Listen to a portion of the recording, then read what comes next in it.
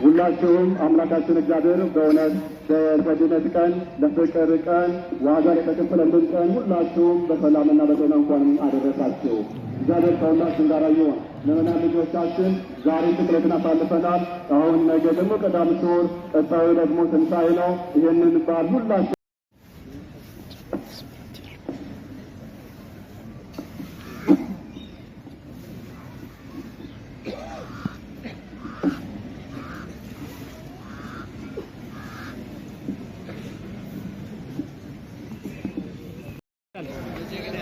ቤቱ ላይ ጠፋ ቤቱ ላይ ጠፋ ቤቱ አራራ ይርጥም ብለ እሺ ላይ ጠፋ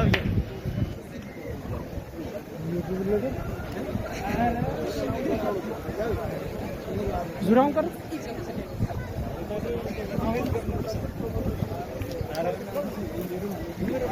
ደግሞ ነው